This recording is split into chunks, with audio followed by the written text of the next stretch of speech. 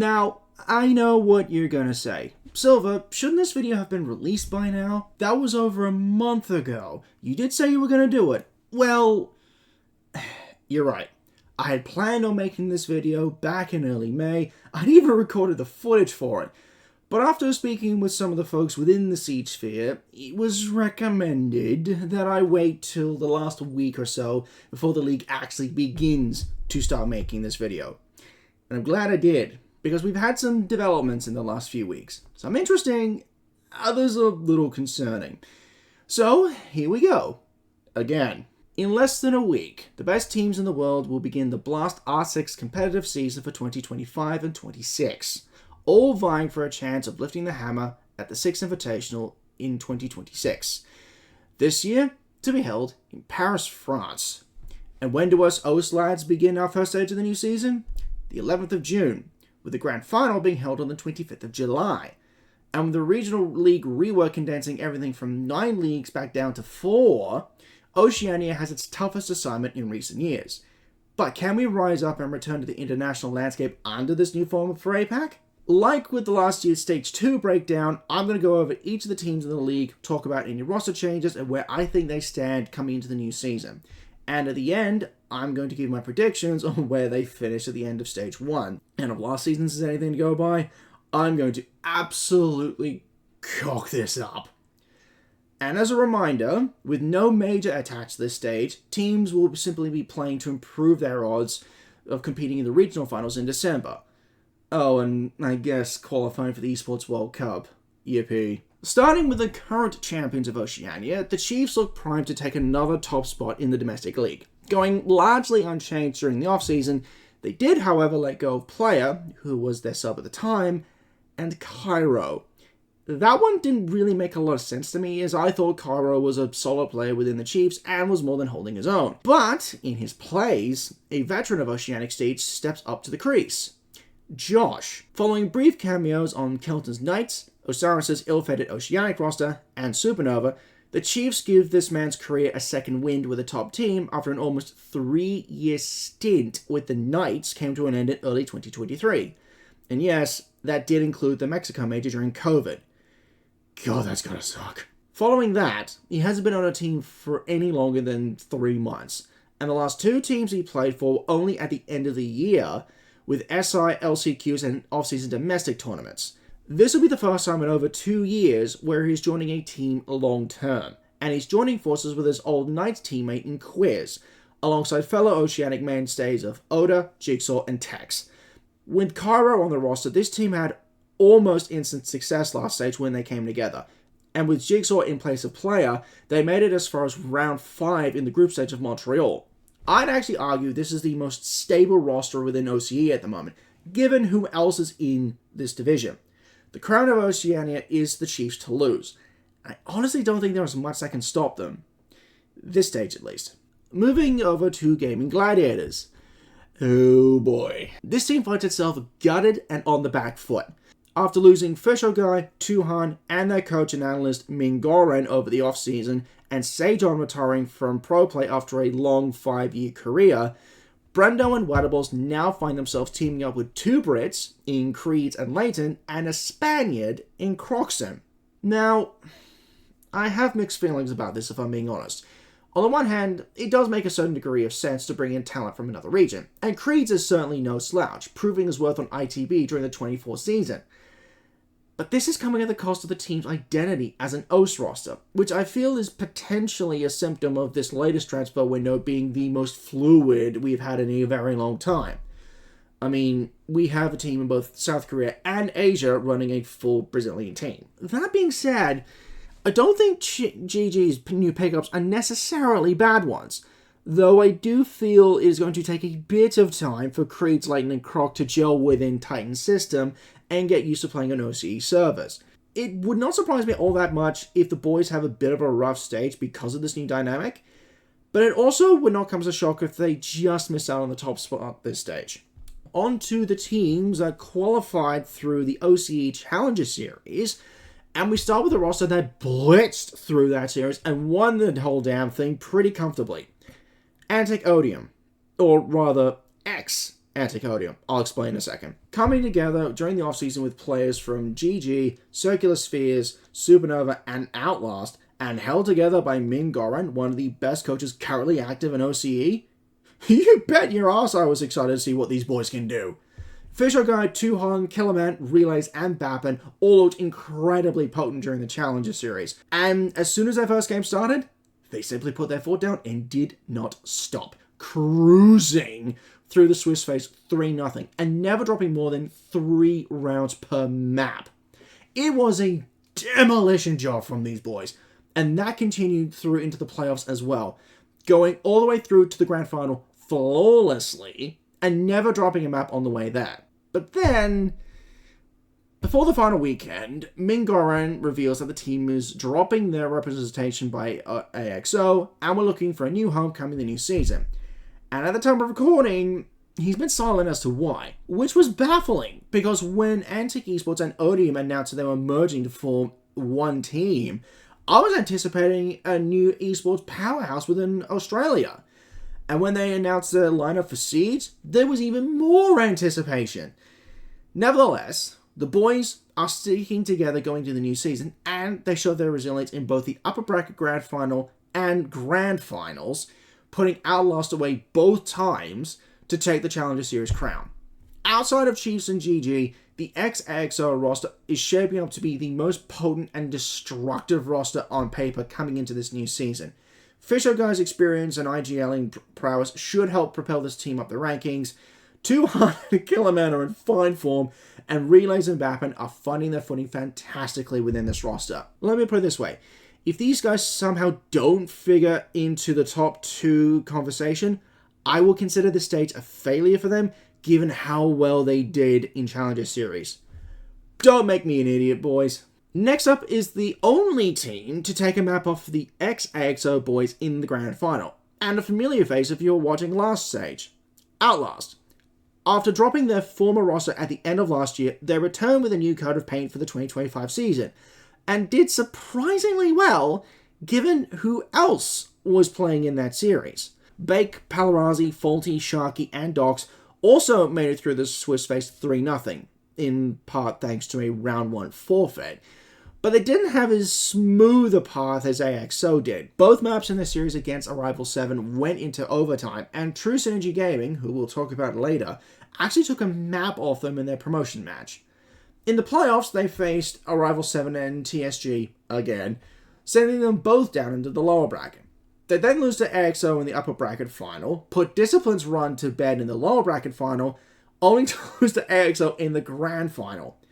Like with Stage 2 last year, Outlast were the surprise packet of the whole Challenger series, making it much higher than I think most people would have predicted. And for them to have the distinction of being the only team to take a map off of AXO, that's not bad. But I think they're going to get a bit of a reality check coming into Stage 1. That being said, it was revealed within the last couple of weeks that Faulty was being benched in place of Quixie from Saga Esports, so that's going to be something to look forward to come next week. Discipline Esports was the first new org for the 2025 OCE season, but most of the players will actually be familiar to newer fans of Siege. Coming together as a fusion of Man LFO and Circular Spheres, put a pin in that, Scars, Hunter, Lunchbox, Jakenna, and Super Sub Pluto seem to have managed to click together at just the right time. Their only loss in the Swiss phase came at the hands of AXO in the second round, but cleaned up after that with wins against both Xto Gaming and Team Anios to progress into the playoffs with a 3-1 record. A loss in the first round against Ludovica sent Discipline down to the lower bracket, putting their Challenger Series run in jeopardy. But they were able to bounce back against Omen Gaming and True Synergy Gaming, qualifying to the Yoast League with their win against Omen. Then, in the lower bracket semifinals, Discipline comes up against Ludovica, the same team that sent them down to the lower bracket. And after an absolute barn burner that had maps 1 and 3 going into overtime, and even map 2 was teasing OT, Discipline had the last laugh. Unfortunately, they just ran out of gas against Outlast in the lower bracket final. Still, it was an impressive run for the boys nonetheless. Given that most, if not all, of Discipline have been on Tier 1 teams in previous years, it wouldn't surprise me if they were to mount a challenge for the top 3. However, throughout their playoff bracket, Pluto had to sub into box due to, I think, technical issues. So whether he returns to the starting five when the new season begins remains unknown. And to add another wrinkle, their coach Dr. Scap announced on Twitter within the last week that the team had actually dropped their representation with Discipline Esports and they were going back under Circular Spheres until they can find a new org to rep. There were no details given as to why they decided to leave, but it sounds like it was a similar situation to AXO. Whatever the reason, I hope they find a new home soon. And now for a familiar name within OCE Siege. And they're an August roster. Ludovica, Karma, Cairo, Milo, Physics, and Pinku decided to play the Challenger Series together and see if they could make it back into the OS League. And they did. But not as smoothly as I think they would have wanted. Going through the Swiss phase 3-1 is not a bad record. But for them to lose against Team Anios in the second round, who didn't even make it into the playoffs, doesn't inspire a hell of a lot of confidence. However, kicking off their playoff run with a solid win against Discipline was a nice statement to make. And even though AXO sent them down to the lower bracket, they still had qualified for the OCE League, so there was no harm done there. A solid win against Saga Esports would set them up for a rematch against Discipline, the team they sent down to the lower bracket in the first round. But despite winning the first map on Border, Ludovica would lose to Discipline 2-1 in a nail-biter of a series. Now, it's worth pointing out that when these guys are on song, Ludovica has the potential to match up with the best of the rest. But they also strike me as somewhat inconsistent. Like, they haven't quite got all the pieces together just yet. Their loss in the Swiss phase against Anios is proof of this. But now they've had about 2 to 3 months to get everything tightened up, I could see them making a name for themselves come stage 1. Only 2 teams left, and we start with True Synergy Gaming, a brand new org for Oceania. But they have been kicking around an American Tier 2 for some time. For their first foray down under, they snagged the Rock Siege roster of Ned, Loyalith, Bailey, ACOG, and Aces. A couple of those names should sound familiar to you if you're watching OS Siege within the past couple of years, particularly Bailey, who was the former IGL of Outlast alongside ACOG and Ned. So there's definitely potential in this roster.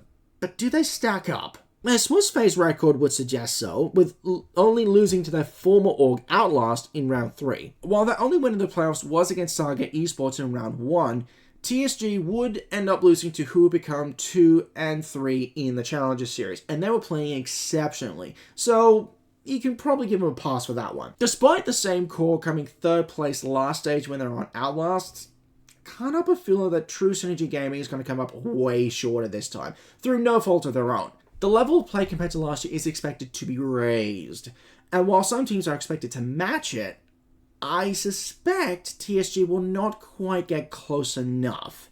And that's mainly down to their collective inexperience, which is not necessarily a bad thing in this case. This will be a fantastic learning experience for these guys, and I think they have what it takes to challenge for a win or 2, but no more than that, I'm afraid. Hi, Silver from the future here. Just after I finished recording this video, Bailey went on Twitter to say that he had been dropped from TSG less than a week before the season was due to start. While I haven't been able to confirm this independently, if this is indeed the case, then TSG stocks will drop as a result, especially since his replacement hasn't been named. Watch this space, people. And now we come to the final team that made it to the OCE League through the Challenger Series. Saga Esports. Nuki, Quixie, Crine, Version, and Freelo take the last slot in the OCE League for 2025 by upsetting Arrival 7 in the first round of the lower bracket, which was all they needed. But they didn't really win anything else after that. Surviving 2 elimination matches in the Swiss phase goes to show how resilient these guys are. And they did put up a spirited fight against Ludovica in their first map, in the lower bracket. But then they just capitulated on the second map. And it's worth noting that they were the only team that qualified to the OS League that survived multiple elimination matches. So credit where it's due there. However, I don't have a lot of hope or expectations for these lads. It's also worth pointing out that this will be Version's first stage back after he got banned by Blast way back in 2023 for owning a Ubisoft account that was suspended for cheating, which is a big no-no for pro play. That's a pretty long time to be away from competitive play, but it seems like he's managed to reintegrate himself into the fold pretty easily. However, to make things even more complicated, Quixie was pulled from Saga to join Outlast following the completion of Reload, with no word at this time who his replacement on Saga is going to be. I wouldn't say these guys would be horrendous, but don't be all that surprised if they don't get a win this stage. And now, for the fun part. Predicting where these teams end up at the conclusion of Stage 1. Coming into the bottom of the table is Saga Esports. This one feels pretty straightforward, but I will explain for the purposes of these rankings. Saga did surprise us by having an upset win over Arrival 7 in the first round of the lower bracket for Challenger Series. But up against a more experienced roster like Ludovica, they just got outclassed. Against more established teams, they're going to be easy pickings. Saga might be good enough to get a win, but I think that's the best these guys can hope for. Just missing out on the playoffs in 7th, and this was a tough call, but I'm going to say Ludovica. I know that sounds insane, given they made the lower bracket semifinals in Challenger Series, but think about who they beat to get there. And Saga Esports, along with their first match against Discipline in the upper bracket, were the only teams where they had a really comfortable win during playoffs. Every other map went to either overtime or the full 12 rounds. Do not get me wrong, Ludovica will fight tooth and nail to get into playoffs, and it will come down to, I'd say, the last 2 or 3 play days, but I've got a sneaking suspicion they're just going to miss out. Just squeaking into the playoffs at 6 is true Synergy Gaming, and honestly, TSG and Ludovica's rankings could easily be flipped based on Challenger Series results. But at the moment, I have a bit more confidence in TSG than I do Ludovica. Their loss in the Swiss phase against Outlast was a bit closer than Ludovica's loss to Team Anios, and they were able to repeat it when they faced off again in the playoffs. Somehow, I don't think TSG are quite playing at their best. I believe there is another gear for these young lads to kick into. While it won't be enough to challenge for a top spot, it will be valuable experience for next stage and beyond. And in 5th place, screw it, I'm going to go Outlast. Their run in the Challenger Series was fantastic. 2nd place against AXO is no small feat. But when you come up against the cream of the crop in Oceania, you have to maintain that level of form consistently if you want a shot at the title. And I don't think this iteration of Outlast is quite ready for that. None of these guys have long-term experience at the top flight of Siege. And even though Bake and Quixie were part of Prodigy and Supernova respectively last year, they both finished at the bottom of the table last year. Their current lineup is, I think, good enough to be taken seriously, but not enough to get them into the top half of the league. Yet. And just missing out on the podium is Circular Spheres, but not by much. All of these guys, with the exception of Box, have had at least 12 months experience at the top flight of OCE Siege, but for the most part were not able to crack into the top 3. They have the skills, they have the experience, and they have the form with 3rd place in the Challenger Series. If they can keep this wave of momentum going and make the most of it, then they will be a force to be reckoned with. But for now, they'll be the best of the rest. And now for the top 3. And this might be the most difficult because all 3 remaining teams have the potential to take the crown, and I'm rooting for all 3. But as much as it pains me, I gotta be objective and put Gaimin Gladiators here. They've kind of fallen off a bit of a cliff in the last several months, and losing Fish, Tui, and Sage just kind of compounds the problem. While the new boys are no slouches, they're coming over to a brand new region where the quality of play is considerably lower than what they used to. And I think it may actually catch them out on a couple of occasions. But if they can get a handle of things quickly and storm right out of the gate, then I can see GG potentially reclaiming the crown. But as it stands, they are the wild card of the podium. As for the runners-up, and as much as I want to see these boys take the top spot after the last couple of months they've had, I think the Antic Odium boys fall short of the final hurdle. Not to say they don't have the capacity to pull it off, but I don't think they quite have it in them to take the crown of OCE just yet, even with the firepower at their disposal. Maybe if they can find themselves a new org and Mingoring can get some support behind him, then I can see them raising the bar on themselves. But right now, I think they miss out. But only just. And that just leaves the Chiefs as your OCE Stage 1 champions. And honestly, it wouldn't be much of a shock if it comes down to their roster again. Jigsaw coming home last stage was just what these boys needed to claim the crown from GG last year. It will be interesting to see how Josh fits into the roster with Kara's departure, but I don't think it would make too much of a difference. In all honesty, I don't know what can bring the Chiefs down if they consistently play their best throughout the stage. But it will be interesting to see if anyone can. All in all, I think this is going to be a very interesting 2025 season within Oceania. To have 3 teams potentially challenging for the top spot sets up an enticing narrative for this stage and beyond, especially with the roster moves during the offseason. But with 3 teams running Orgless at the time of recording, and 2 of them dropping their org representation within the last several months, it does not look good for the stability of the region. I have no complaints about the quality of play within Oceania. That has most certainly been on the upswing in the last 2 years, but almost half the teams are being unpaid for their efforts this stage, which does not bode well going forward. And with that, we come to the end of the Stage 1 preview for the Oceanic Division of the Asia-Pacific League. What do you guys think of my power rankings for Stage 1? Was I on the money, or way off in your opinion? Let me know in the comments below, as well as who you think will take the top spot for this stage. And I apologize in advance, my voice just went completely croaky halfway through.